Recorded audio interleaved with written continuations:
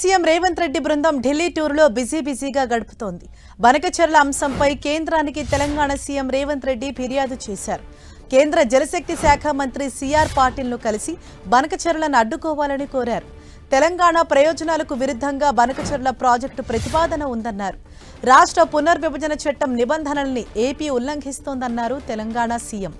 గోదావరిలో 1000, కృష్ణాలో 500 టీఎంసీల నీటి వినియోగానికి ఎన్ఓసీ ఇవ్వాలని డిమాండ్ చేశారు.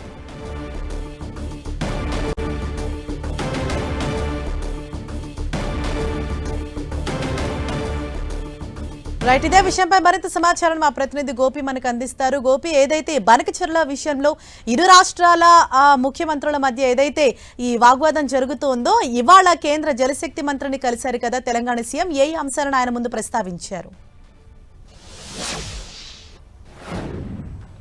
రైట్ హరీష, ప్రధానంగా ఏదైతే పోలవరం అనుసంధానంగా నిర్మిస్తున్న బనకచెర్ల ప్రాజెక్టుకు సంబంధించి తెలుగు రాష్ట్రాల్లో ఇటు ఆంధ్రప్రదేశ్లో అదేవిధంగా తెలంగాణలో కూడా కొంత రాజకీయంగా దీనిపైన చర్చ అయితే జరుగుతున్న పరిస్థితి అయితే ఉంది. ఆంధ్రప్రదేశ్ ఏదైతే వృధాగా పోతున్న నీటిని మాత్రమే మేము రాయలసీమకు తరలించేందుకు ఈ ప్రాజెక్టును ప్రారంభించామంటూ కూడా చెప్తున్నప్పటికీ తెలంగాణ మాత్రం దీనిపైన తీవ్రంగా అభ్యంతరం వ్యక్తం చేస్తున్న పరిస్థితి అయితే ఉంది.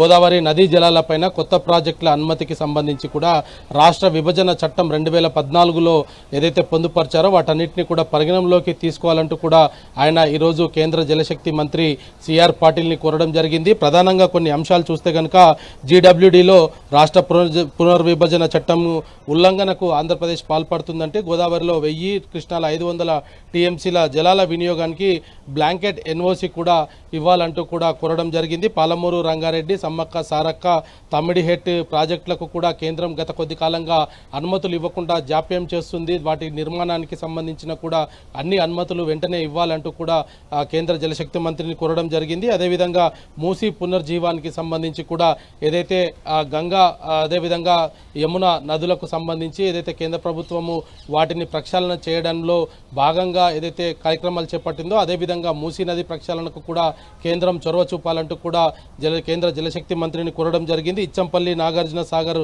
అనుసంధాన ప్రాజెక్టుకు సంబంధించి కూడా కేంద్ర జలశక్తి మంత్రి దృష్టికి సీఎం రేవంత్ రెడ్డి తీసుకువెళ్లడం జరిగింది. అయితే ముఖ్యమంత్రి రేవంత్ రెడ్డి వెంట రాష్ట్ర నీటిపారుదల శాఖ మంత్రి ఉత్తమ్ కుమార్ రెడ్డి కూడా ఉండడం జరిగింది.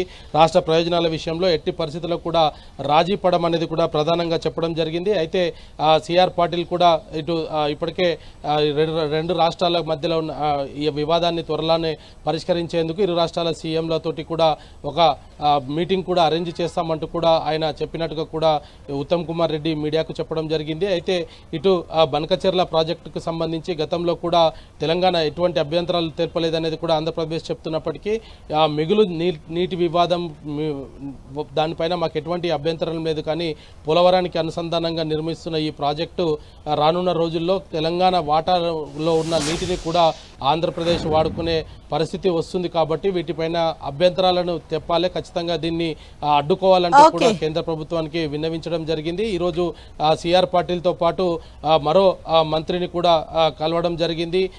అదేవిధంగా మెట్రో ప్రాజెక్టుకు సంబంధించిన ఫేజ్ 2కి కూడా అనుమతులు అన్ని రకాల అనుమతులు ఇవ్వాలి. అదేవిధంగా ఫేజ్ 2 87 కిలోమీటర్ల యొక్క మెట్రో కారిడార్కి సంబంధించి కూడా అన్ని రకాల అనుమతులు ఇవ్వాలని కూడా కోరడం జరిగింది. Harisha, thank you Gopi.